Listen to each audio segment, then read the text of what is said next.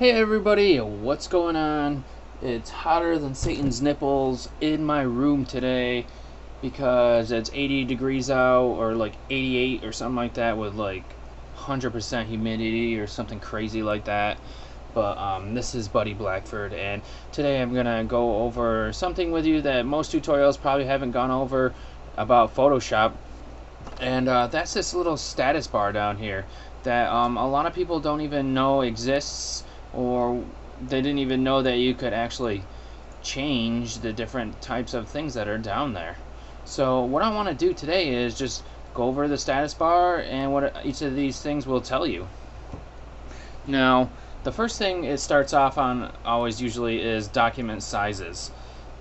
Now, that's pretty self-explanatory, but there's two different numbers here, and what do these two different numbers mean? The left number tells you the flattened size of the image file, so when all the layers get condensed into one, and the right number indicates the size of the current file, which is like all your layers like opened up together.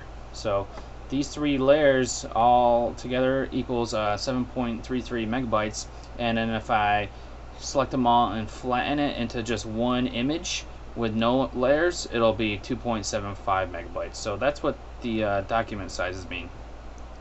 If I go up here to Adobe Drive, nothing is going to show up. But if you have file management enabled, then something will show up there for you.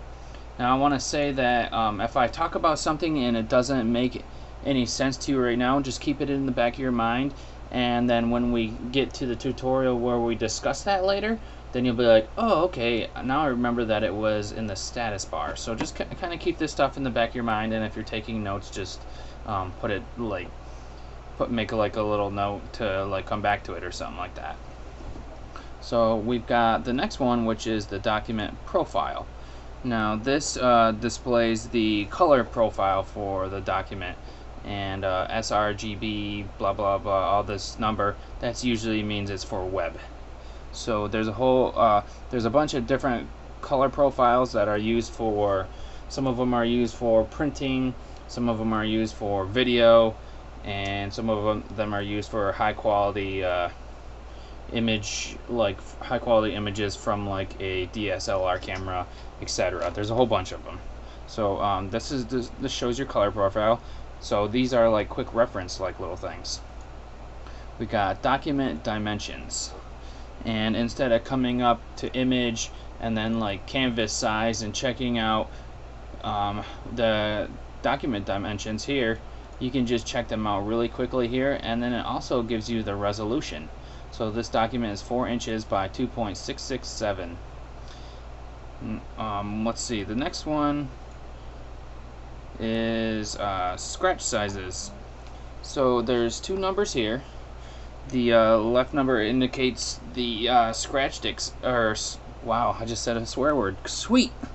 The scratch disk space that is required by Photoshop, and then the right number has the available space that you have. So I only need 891 megabytes, and I've got 10 gigs of space allocated for Photoshop, so that's good. We've got efficiency next, and this shows the percentage of available RAM and scratch disk space, so I'm running at 100% efficiency. And let's go to the next one. Timing.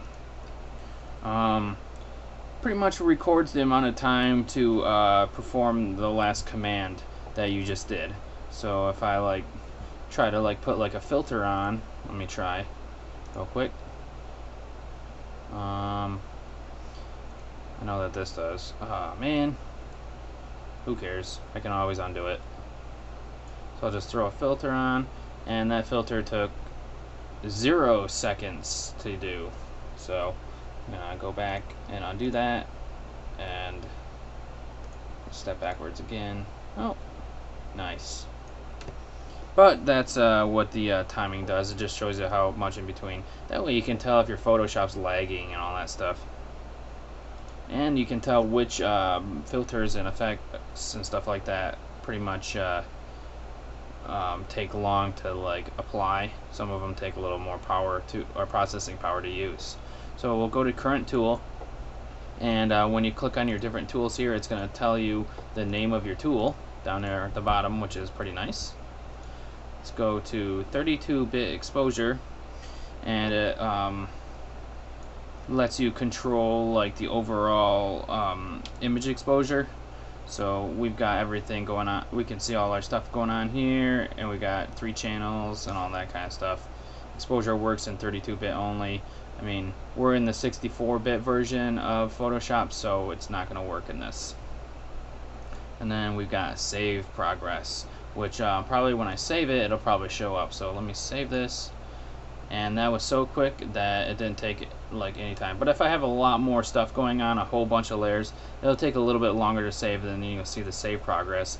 And then that way you can tell if your Photoshop has crashed or anything, or froze or anything like that.